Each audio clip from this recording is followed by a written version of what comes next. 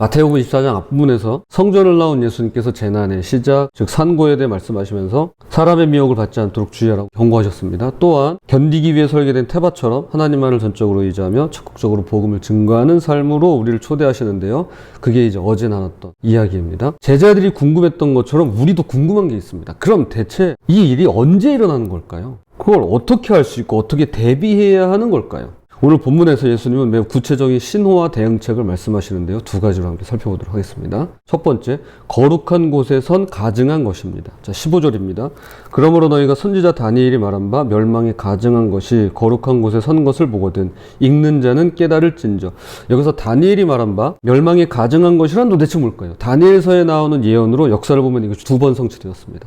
알렉산더 대왕 갑자기 사망하면서 제국이 장군들에 의해서 분할됩니다. 4개로 나뉘어져요. 초기 이스라엘은 이집트에 기반을 둔 프톨레미 왕조, 그러니까 프톨레마이오스 왕주의 지배를 받았습니다. 그러다가 셀레우쿠스 제국의 안티오쿠스 3세가 프톨레마이오스 왕조와의 전쟁에서 승리하면서 유대를 포함한 팔레스타인 지역을 차지하게 됩니다. 안티오쿠스 3세는 유대인의 전통과 문화를 존중하여 율법에 따라 살 권리를 보장해 주지만 이후에 그 아들인 안티오쿠스 4세가 왕위에 오르면서 헬레니즘 정책을 강화하게 됩니다. 그러다 보니까 어떻게 하냐면은 그리스 신을 숭배하게 해요. 그리고 그리스 문화를 따르도록 강요합니다. BC 167년 그는 예루살렘 성전에 매일 드려지는 희생제사를 중단시켰습니다. 그리고 성전 안에다 제우스 신의 제단을 세우고 율법에서 가장 부정한 동물인 돼지로 제사를 드립니다.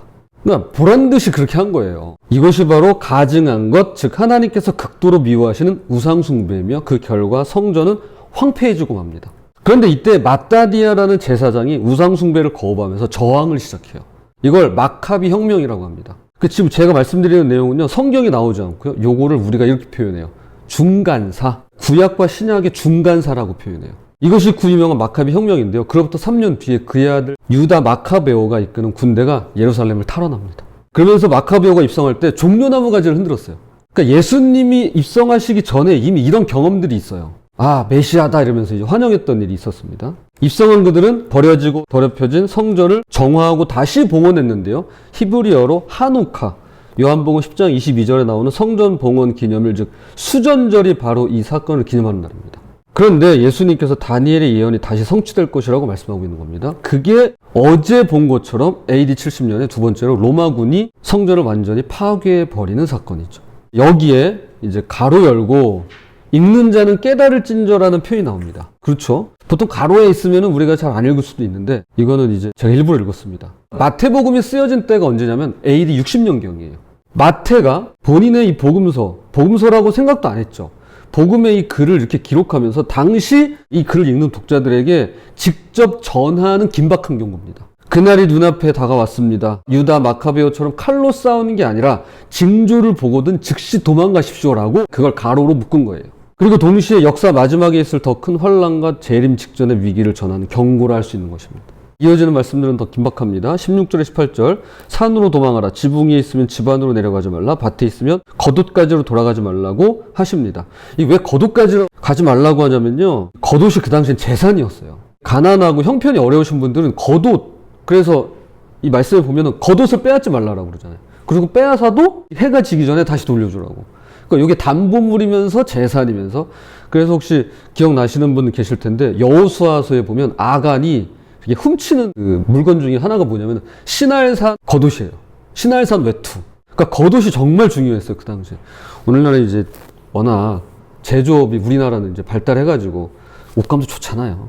그런데 그 당시엔 이런 게 없으니까. 그러니까 겉옷이 정말 중요했던 거예요. 자, 그거 가지고 내려가지 말라고 합니다. 1초의 망설임도 잠깐의 미련도 허락하지 않는데요. 왜 이렇게까지 말씀하시는 걸까요? 당시 유대 가옥의 지붕은 평평해서 사람이 다닐 수 있었습니다. 우리도 옥상이 그런 식으로 돼 있는 구조가 있죠. 그래서 외부 계단으로 바로 내려갈 수 있었습니다. 그러니까 지붕에 있다가 로마군을 보면 집 안으로 들어가서 뭐 귀중품 챙기고 이거 그러지 말고 그냥 계단으로 바로 도망가라는 겁니다. 밭에서 일하다가 위급한 상황이 오면 집에 두고 온 겉옷이 아깝더라도 돌아가지 말고 그냥 그대로 도망가라는 겁니다. 그리고 그 다음 구절은 더 마음이 아픈데요.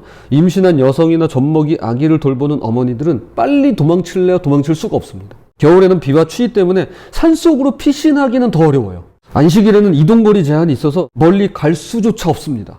그래서 예수님은 20절 너희가 도망하는 일이 겨울이나 안식일이 되지 않도록 기도하라고 하십니다. 이어서 21절에 창세일의 가장 큰 환란이라고 말씀합니다. 역사가 요세푸스의 기록에 따르면 AD 70년 예루살렘 포위 기간 동안 약 110만 명이 죽었고요. 9만 7천 명이 노예로 팔려갔다고 합니다. 이제 그런 얘기가 있어요. 왜 이렇게 많냐? 이게 무슨 이거 좀 잘못 오기된 거 아니냐. 그런데 그 당시에 6월절 기간이었어요. 그래서 수많은 순례객들이 예루살렘에 모여 있다가 봉쇄되었다는 점. 그 다음에 유대 전역에서 온 피난민들이 도시 안에 갇혀 있었기 때문에 이렇게 사상자가 많을 것이다 라고 보는 겁니다. 유대전쟁사 6권에는 마리아라는 이름의 한 부유한 여인이 등장하는데요. 거기에 보면 부유하잖아요. 근데 이 여인이 극심한 굶주림을 이기지 못해서 자신의 갓난아이를 삶아먹는 사건이 구체적으로 기록되어 있습니다. 그러니까 로마군에도 이 소식이 퍼졌고 정말 상상할 수 없는 끔찍한 환란이죠. 그래서 창세일의 가장 큰 환란이라고 말씀하는 겁니다. 그런데 놀라운 말씀을 하십니다. 22절 그날을 감하지 아니하면 모든 육체가 구원을 얻지 못할 것이나 그러나 택하신 자들을 위하여 그날을 감하시리라. 실제로 로마군의 포위는 몇 년이 아니라 보통 전쟁하면 이제 몇 년씩 이렇게 길어질 때가 있잖아요. 근데 로마군의 포위는 몇 년이 아니라 4개월에서 5개월 사이라고 하는데 5개월 안으로 끝이 났습니다.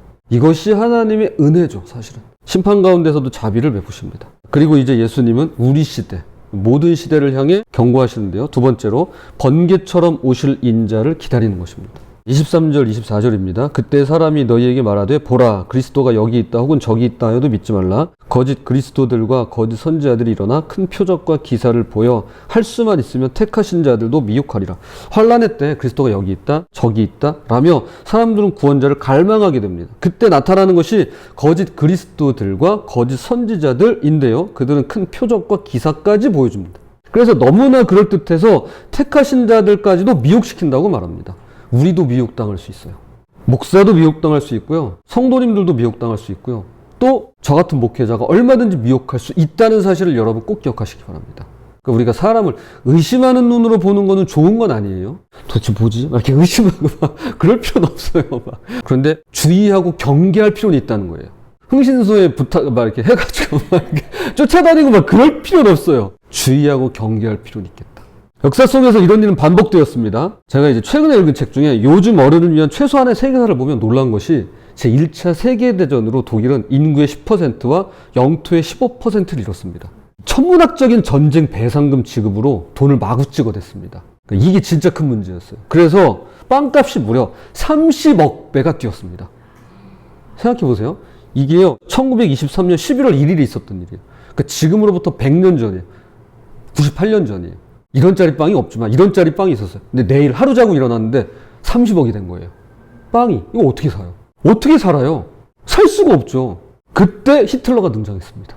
제복 쫙 갖춰 입고 막 행진하게 하고요. 그러니까 멋있어 보이잖아요. 거기에 사람들이 혹해요. 그래서 독일의 영광을 되찾자며 선동했고 사람들은 열광했습니다. 그런데 더 놀라운 건 독일 교회가 이렇게 말했습니다. 그리스도는 히틀러를 통해 우리에게 오셨다라고 말했다는 사실입니다. 교회와 그리스도인들이 히틀러를 구원자로 받아들였습니다. 얼마나 무서운 미혹인가요? 끔찍하죠. 우리 대한민국도 그럴 수 있다. 어느 나라도 그럴 수 있다. 선진국, 후진국 관계없어요. 어디나, 누구나 그럴 수 있다. 그런데 이런 일이 지금도 일어나고 있습니다. 다른 것보다 오늘 본문과 연관되어 있는 동방번개라고 하는 이야기를 들어보셨을까요? 중국에서 시작된 신흥종교예요. 정식 명칭은 전능신교. 전능하신 하나님의 교회입니다. 근데 이 얘기를 하는 이유가 있어요. 오늘 본문 마태복음 24장 27절에 보면 번개가 동편에서 나서 서편까지 번쩍임 같이라는 말씀으로 동방번개라고 하는 종교가 나온 거예요. 동방, 즉 중국에서 그리스도가 재림했다라며 주장합니다. 그래서 양상빈이라는 중국 여성이 재림예수, 전능하신 하나님이라고 가르칩니다. 이게 얼마나 위험하냐면 2014년에 이런 일이 있었어요. 중국에서 한 맥도날드에서 전화번호를 달라고 했다가 거절당하자 그 자리에서 여성을 집단 구타해서 살해한 사건이 있었어요. 저는 그 기억이 나요. 탈퇴하라는 사람들을 구타하고 불구로 만들고 살인을 서슴지 않는데요. 그러니까 우리가 뉴스에서 보는 그런 이단 또는 사이비하고 유사합니다. 납치, 세뇌, 협박, 폭력을 일삼습니다. 그런데 이 동방번개가 놀라지 마세요. 괴산, 청천, 화양, 청소는 수련원을 거점으로 하고 있어요. 충북에 2군데가 있는데 한 군데가 괴산이에요. 외로운 분들, 경제적으로 어려운 분들, 취약한 분들 노립니다. 처음엔 친절하게 다가와서 돈을 빌려주고 친구가 되어주고 서서히 교리를 주입합니다. 그러다가 자신들의 정체를 드러내는 것이죠. 자, 이것이 바로 예수님께서 경고하신 거짓 그리스도와 거짓 선지자입니다. 그들은 보라, 그리스도가 여기 있다고 말합니다. 그러나 예수님 분명히 말씀하십니다. 26절. 그러면 사람들이 너희에게 말하되 보라 그리스도가 광야에 있다 하여도 나가지 말고 보라 골방에 있다 하여도 믿지 말라. 광야든 골방이든 특수한 장소죠. 특정한 장소에 숨어 있다고 하는 주장을 믿지 말라는 겁니다. 왜일까요? 왜냐하면 진짜는 숨어 있지 않기 때문입니다. 진짜는 숨어 있지 않아요. 27절입니다. 번개가 동편에서 나서 서편까지 번쩍임 같이 인자의 임함도 그러하리라. 번개가 칠 때 누구나가 볼 수 있죠. 그렇죠? 번개 가려지지 않습니다. 숨길 수 없습니다. 의심할 여지가 없습니다. 동쪽 하늘에서 번쩍이면 서쪽 끝까지 다 보입니다.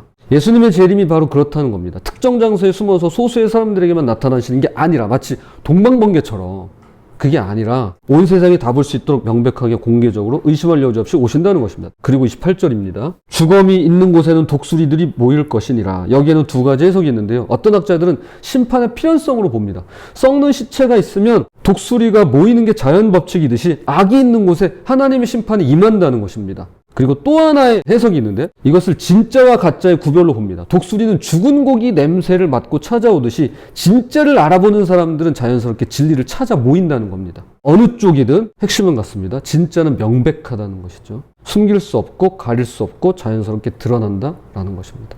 자, 이제 말씀의 결론을 맺으면서 제가 2001년에 9.11 테러 직후에 그러니까 9.11이 있고 그 다음 주에 뉴욕 맨하탄 타임스퀘어 교회의 카터 콘론 목사님께서 설교하신 내용이 제 기억이 났어요. 그게 벌써 20년이 넘은 얘기죠. 더보기란에 링크를 달아두긴 했는데 나중에 이제 한번 보셔도 좋을 것 같아요. 제가 그분의 그 설교 내용을 인용하면서 말씀하시도록 하겠습니다. 제목은 Run for Your Life예요. 뉴욕시 경찰관들에 대한 이야기는 제 마음속에 영원히 새겨져 있을 것입니다. 무너지는 빌딩을 피해 사람들이 도망갈 때 경찰관들, 소방관들 그리고 사람들은 빌딩을 향해 달리면서 도망치세요라고 목숨을 걸고 외쳤습니다.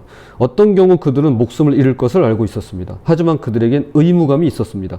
저는 하나님께 울부짖었습니다. 하나님, 주님의 나라를 위한 책임감이 이 존경스러운 소방관들과 경찰관들이 무너지는 빌딩에서 죽어가는 자들을 향해 가졌던 것보다 적지 않게 하옵소서.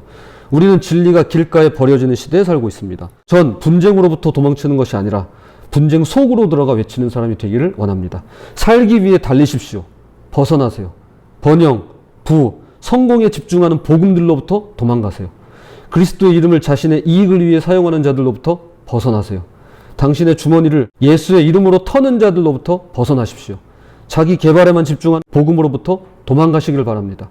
그리스도가 아니라 인간이 영광을 받는 교회로부터 도망치십시오. 그리스도의 몸이여 도망치세요. 성경이 없는 교회에서 벗어나십시오. 십자가가 없는 신학에서, 영혼을 깨우는 말씀이 없는 곳에서, 죄로부터의 회개감이 없는 데서, 예수님의 보혈이 언급되지 않는 데서부터 도망치십시오. 벗어나십시오. 죄가 편하게 느껴지는 교회로부터 도망치십시오. 정치꾼들로 가득 찬 설교 강단으로부터 도망치십시오. 그들은 하나님의 강단을 개인적인 정치 성향을 위해 사용합니다. 도망가세요. 인종과 문화차별을 외치는 자들로부터 벗어나십시오. 전원을 내리고 그것들로부터 도망치세요. 그들은 하나님에 대해 아무것도 알지 못합니다. 부정하고 목적 없고 공허한 예언으로부터 도망치십시오.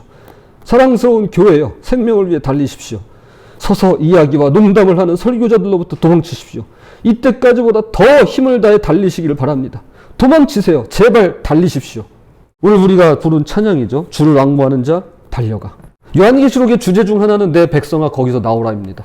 우린 요한계시록의 주제를 그저 새 예루살렘, 새 하늘과 새 땅이라고만 생각하는데 아닙니다. 내 백성아 거기서 나와라입니다. 예수님께서 오늘 우리에게 무너지는 것들 앞에서 빠져나오라고 말씀하십니다. 부디 언제 어느 때라도 죄를 피해 달아나고 주를 향해 달려가는 그런 저와 여러분이 되시기를 주님의 이름으로 부탁을 드립니다.